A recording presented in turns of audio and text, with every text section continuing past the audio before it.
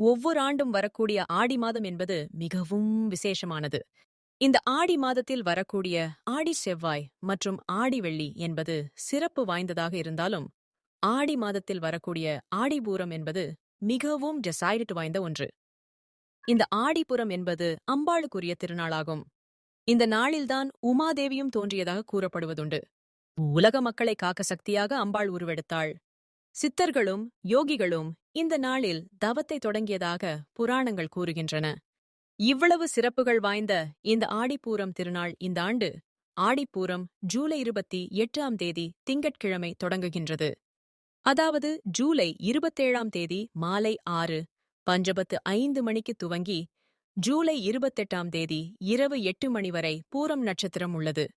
ஆகையால் இந்த நன்னாளில் அம்பாளை நினைத்து பெண்கள் எவ்வாறு விரதமிருந்து பூஜை செய்ய வேண்டுமென்றும் அதன் மூலமாக எந்த மாதிரியான நன்மைகள் கிடைக்கும் என்பதற்கு தெரிந்து கொள்வோம். அதாவது ஆடிப்பூரத்தன்று காலையில் எழுந்து நீராடி வீட்டில் விளக்கேற்றி வைத்து விரதத்தை துவக்க வேண்டும்.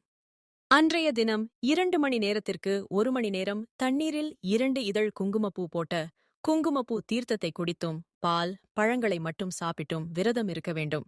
குங்குமப்பூ தீர்த்தம் குடிப்பதால் மனதில் அமைதி உணர்வும் தெய்வீகத் தன்மையும் இருக்கும்.